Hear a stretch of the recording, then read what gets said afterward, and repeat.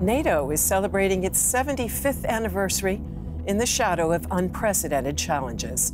Just as alliance leaders were gathering, Russia bombarded a pediatric hospital in Kiev, killing and wounding dozens of children and prompting Ukraine's president to renew his pleas for additional air defense systems.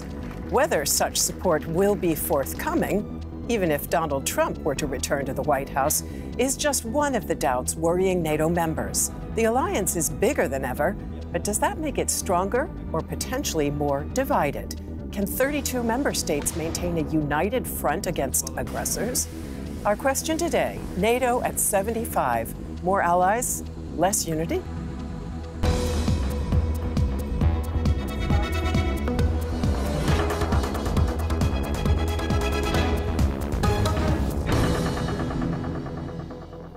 Hello and welcome to The Point. It is a great pleasure to greet our guests. Markus Keupp leads the Department of Defense Economics at the Military Academy of the Swiss Federal Institute of Technology. Great to have you with us. Rafael is a policy fellow at the European Council on Foreign Relations. His work focuses on security and defense in the Euro-Atlantic area. And Christy Reich joins us from Washington. She is a member of the Governing Council of the German Council on Foreign Relations, formerly led the prestigious yet Estonian Foreign Policy Institute, and is now with the International Center for Defense and Security. Great to have you with us, Christy, as well. And Markus, if I may begin with you, that attack that we just saw in the pictures, it prompted an outcry, of course, amongst the alliance members. It also prompted a denial from Russian President Vladimir Putin. The question is whether the newest pledges of air defense support for Ukraine, whether Ukraine can really count on that going forward. Well, the sad thing is that this has become the new normal. Russian war crimes happen every day. And this is just a very stark example of what happens every day. So what Ukraine really needs is air defense, because it has too little systems at this time to defend both the front and the cities. So I think it's a step in the right direction to allocate more Patriot systems to prevent these types of war crimes from happening again. Can Ukraine be sure it's going to get them, though? Well, I think the pictures were pretty harsh and pretty memorable of what Russia is capable of, and that Russia has absolutely no scruples to act against international humanitarian law. So what other option is there? Rafael, as I mentioned, Russia denied responsibility for the attack on the Children's Hospital. How plausible is it that this was not intentional? And is it possible that Russia even timed this attack to coincide with the beginning of the NATO summit? I think there's sufficient evidence now, as there was in other cases of Russian war crimes, including going back to Grozny, to Aleppo, and to the full-scale invasion since February 2022, that this was a Russian attack and that it was targeted and timed to deliver a specific message to underline that NATO is somewhat impotent. But if you look at Russian communication, then on the one side you have the denials. On the other hand, you have celebrations of this new, very atrocious attack. You know, the Russian mission to the United Nations in New York, recently chairing the Security Council, put chicken Kiev on the menu to celebrate the most recent meeting of the Council. This is standard Russian practice. And Christy, you wrote this week, as the leaders were gathering in Washington on X, that Ukraine is absolutely critically important to European security. Are NATO and Europe doing enough to ensure that Ukraine doesn't succumb to the Russian attacks? Or does that approach that they're taking so far add up to too little, too late? Well, NATO and the allies are currently doing enough for Ukraine to be able to defend itself and prevent any major further advances of Russia. But as we are seeing, they are not doing enough to enable Ukraine to win the war. And they are not doing enough to secure sufficient protection of the Ukrainian civilians. So the limits that allies are putting on their assistance are having tragic consequences.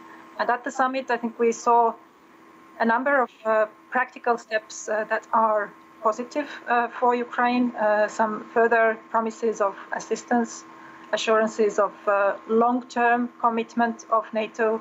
I think NATO is very clearly tying its own credibility and its own future to the fate of Ukraine in this war. But still, I would say we are talking about half steps.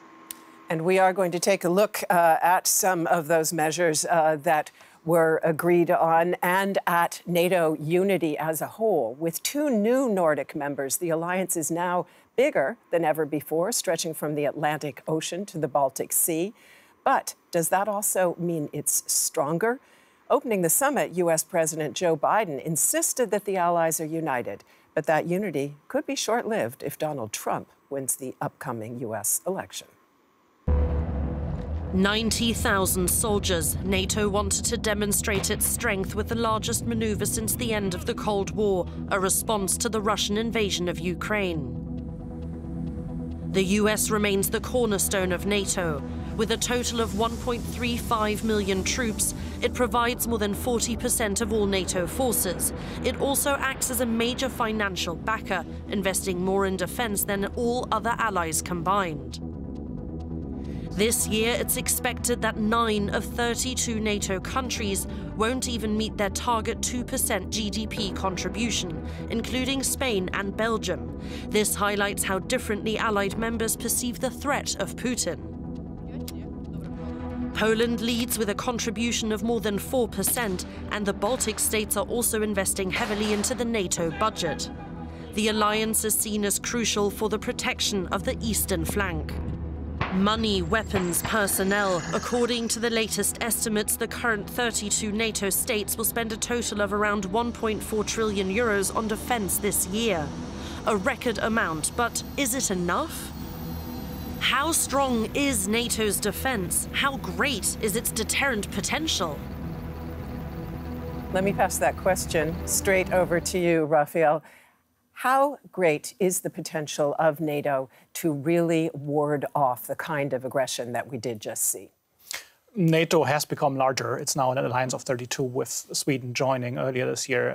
It's also becoming stronger, and the decisions that heads of state and government took at Washington are moving in the right direction, I think. But the requirements are also increasing significantly in some respects, and that requires a continued move forward to meet the demands that domain-specific, regional-specific defense plans, unlike anything we've seen since the end of the Cold War, are being translated into forces, capabilities, infrastructure, and stockpiles, and that's where the rubber hits the road. You say it's stronger, but the fact is, as we heard from Christy, that what the alliance is doing now, or the members of the alliance, NATO itself is not a party to the conflict, what's being done right now is not enough to ensure that Ukraine would win this war. Would you say that Europe and NATO have been too intimidated by Putin's threats, that their essential approach is basically too little too late?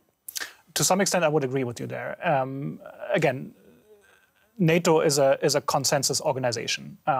NATO didn't organize Ukraine support for the longest time. It's only moving in that direction. So far, it depended on the leadership of the United States and to a large extent also on the leadership of Germany. Some other countries have been moving faster, including most prominently the Baltic states, Poland, in delivering certain capabilities to Ukraine. France and the United Kingdom have provided long-range strike capabilities to Ukraine, and we're seeing restrictions being lifted more and more for the use on Russian territory to target Russian military capabilities and infrastructure there. But I agree that we're moving too slow and not at the scope that's required.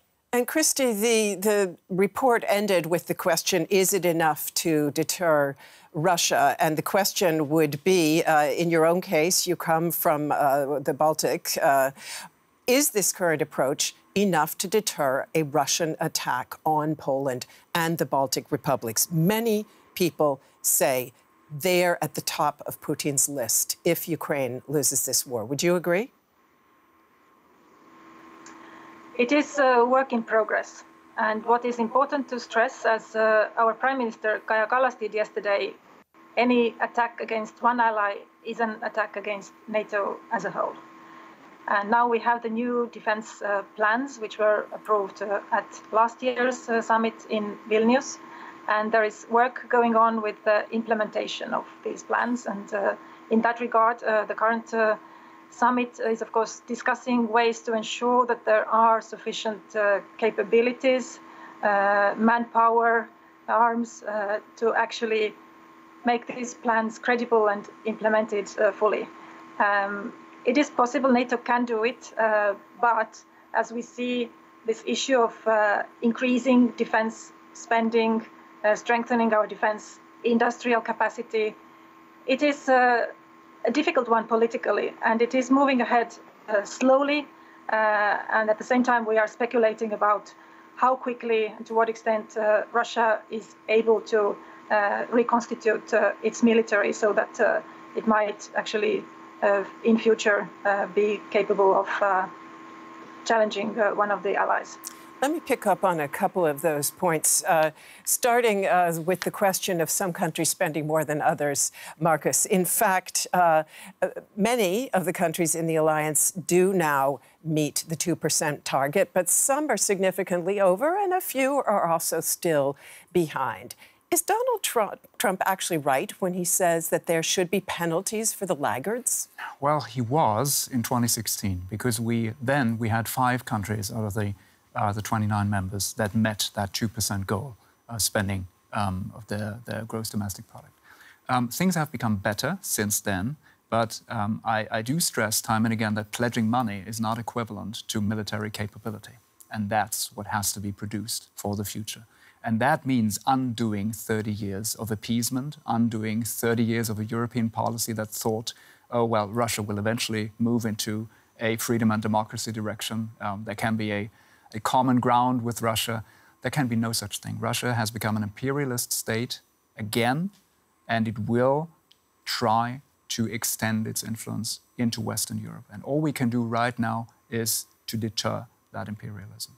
Just speaking of laggards, let me ask you how you see Germany. The Chancellor of Germany made a historic speech right after the Russian invasion of Ukraine, promising that Germany would finally punch at its economic weight when it comes to defense and security. But has Germany truly delivered, or is this biggest economy in Europe still a laggard? Well, I must say Germany has done a lot for Ukraine in terms of support, in terms of delivery of weapon systems. But if you look at it in terms of their gross domestic product, there are other states that have done much more, including the very small Baltic states. So I would say there's a difference between, again, pledging money and putting military capability on the ground. And I think that is what ultimately German policy has to be evaluated against. Will they deliver on military capability and not just on money? And that relates to both supporting Ukraine and rebuilding the Bundeswehr. And Rafael, let me ask you about a few of the things that Donald Trump has had to say. I mentioned his remarks about the laggards. He actually went on to say that he would tell Russia to do whatever it wants with those that don't pay up. Do you think it's just bluster, or would you say it's quite possible that he will deliver on that threat? Look, I think Donald Trump is a very erratic personality. It's the deep uncertainty that's the problem. We've heard some reports from people around him that there's an agenda sort of forming in his circles, in his orbit, to shift the burden of defending the Euro-Atlantic area to Europeans. That's something that Europeans are becoming increasingly aware of. They are aware that the EU needs to play a bigger role, that they need to Europeanize NATO in many ways. Ultimately, the US is irreplaceable as the political and military leader in the alliance, but there are certain things that Europeans can do more of and can do better. And I think the summit communique shows a path towards moving in the right direction. And now, as Markus Keupp said, it's about implementing those decisions. And that's where, again, the rubber hits the road, putting things on the table. Christy, that plan that Rafael just referred to is sometimes called the NATO dormant plan. It's a plan of one of the think tanks that's been advising Donald Trump that essentially says the U.S. wouldn't have to leave NATO altogether to enforce an isolationist stance. It could simply recall the American commander of the forces in Europe or possibly stop contributing to NATO's budget. How much tension did you pick up at the summit on the sidelines of the meeting in regard to a possible radical shift in the U.S. role should Trump be elected? It is impossible to predict what potential Trump administration will actually do regarding NATO. Of course, this is being discussed, but I can also say there is a degree of difference between the debates we are having in the Eastern Flank countries and in Ukraine in comparison to Western European countries. I think in the Eastern Flank countries, the emphasis is more on the need to maintain a strong transatlantic link, no matter what, no matter who will be the next president. And this is what we are preparing to do. Also, the Nordic countries are placing a very strong emphasis now on strengthening not only their contributions in NATO, but also their bilateral ties to the US, because we see that Europe is not capable alone of replacing the contribution of the US anytime soon. And also what is more emphasized in the Eastern Flank countries, and especially Ukraine, is this dissatisfaction with what NATO has done thus far. Of course, a lot has been done since February 2022, but we cannot say that we are fully satisfied and confident that NATO is doing enough. So the fact that Trump is pressing for Europe to do even more does have a certain positive impact here.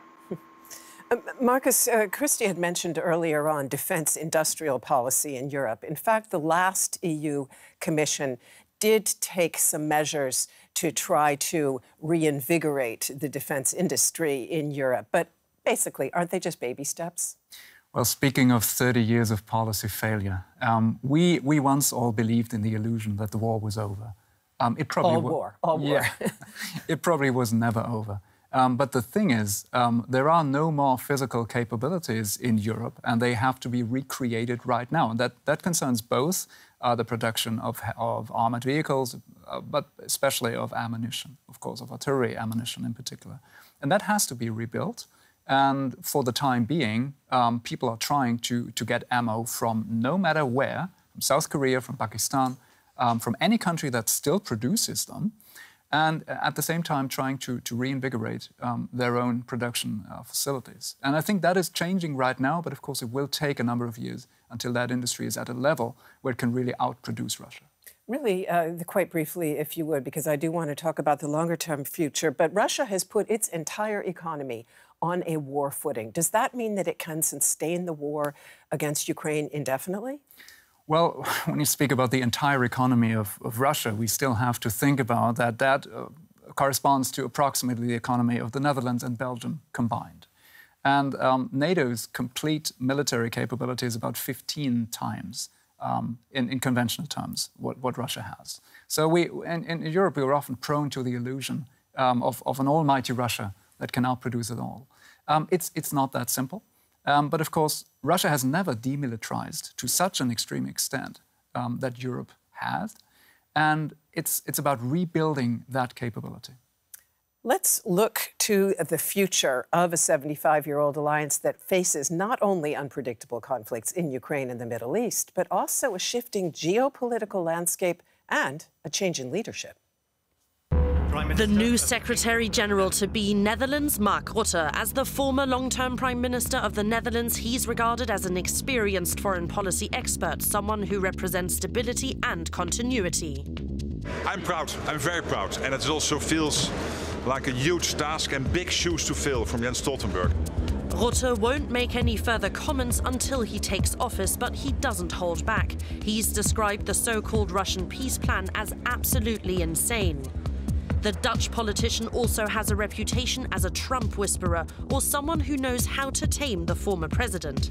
At the Munich Security Conference this February, Rutte said that Europeans would have to work with any US president, or in his words, whoever's on the dance floor. Before I begin, Rutte might have to serve as a group therapist for the allies in Europe. The debate about Ukraine's admission to NATO will also be a roadblock, since Russia has issued a warning that this would cross a red line. Is NATO up to these new challenges? And let me ask you to answer that question, Rafael, but picking up on one point in particular, because amongst the challenges that NATO faces is an increasingly powerful China. And in fact, the summit final communique is a call out, basically, of China's influence, including its influence in providing military support to Russia. So if we look at the behavior of, say, Hungary, Slovakia, Turkey, all of which maintain rather friendly relations with China, would you say that this alliance is up to the task? I mean, there are countries that do have friendly relations with China on the political level. There are other countries that have deep economic dependencies on China. So China is certainly a systemic challenge, as NATO has described it in its strategic concept from 2022. This summit communique has found language that is more explicit, describing the China challenge, but going beyond China and its support for Russia in this war against Ukraine. It's also talking about Iran and North Korea. So we're really seeing a consolidation of this axis that presents a problem to the alliance and that they need to deal with. An axis that recently has been called the axis of upheaval, as opposed to the old term axis of evil. Markus, the outgoing Secretary General, Jens Stoltenberg, says that the most urgent challenge at the moment is maintaining support for Ukraine. And NATO now plans to put that support under a special command right here in Germany, rather than the US-led structure it had had till now. Does that essentially make the support Trump-proof for the future? Well, I would say it's institutionalizing what has already been happening since the Russian aggression. Putting all the Wiesbaden pledges and putting the International Donor Coordination Center in one central command. And I think that's a step in the right direction because it shows long-term commitment. I wouldn't say it's necessarily Trump-proof because Trump can still do a lot of stupid things. So making it Trump-proof is, I think, an institutional challenge for NATO as a whole. And Christy, one of the thorniest challenges facing NATO has been what to do about Ukraine's membership, about making Ukraine a member of the alliance. Germany and the US have been quite hesitant, Poland and the Baltics in favor. The final communique has sort of squared the circle with a reference to NATO's membership, Ukraine's membership being irreversible. Is that enough? It is, again, a little half step forward also in this regard. And this time the expectations were much lower than they were 1 year ago in Vilnius when this issue was hotly debated. Now it was clear that this language of irreversibility is the maximum that can be achieved. And I think it is also important to stress, as the outgoing Secretary General Stoltenberg did yesterday, that at this point, it is more important to look at actions of the alliance. And there are practical things happening with strengthening the role of NATO, strengthening the interoperability between Ukraine and NATO, also the long-term commitments of assistance. But there again, we could see that the Stoltenberg initial proposal to create a 100 billion long-term commitment of aid was not successful. So now we have a commitment of 40 billion for the next year, and then from there on, just a kind of vague language about long-term commitment. But as we know, the political uncertainties make this commitment really a bit shaky. So, Markus, summing up and coming back to our title, whether a 75-year-old NATO is fit for the future, we're looking at U.S. unpredictability, Russian revanchism, Chinese ambition, and also some allies' opportunism. In the face of all of that, would you say NATO is up to the challenge? I would say the point is to look to our ancestors and to remember why NATO was founded, to halt and to deter Soviet expansion in Europe. And, well, replace Soviet with Russia and you have the business case again. I think it's about deterrence, it's about realizing what you're there for. And I think that is a very good topic for reflecting after 75 years if you're still relevant and if you can still do it. I hope they can. Rafael, it is a very different global geopolitical constellation now than it was then. What do you think? Is NATO up to the demands? I think it is. I think there's momentum going in the right direction. It needs to be accelerated. It needs to be expanded in scope. But let's meet again in 5 years for the 80th anniversary, and then we can take a look at the rearview mirror. And Christy, just in one sentence, you've talked about a lot of half steps on the part of NATO. Do they add up to a whole or not? That is the question for the future. And NATO certainly does have the resources to move ahead and to take care of its task of collective defense. The question is also about political resolve, where I think the second half is still a bit missing. Thank you very much to all of you for being with us. And thanks to our viewers. Look at our YouTube channel. Tell us what you think.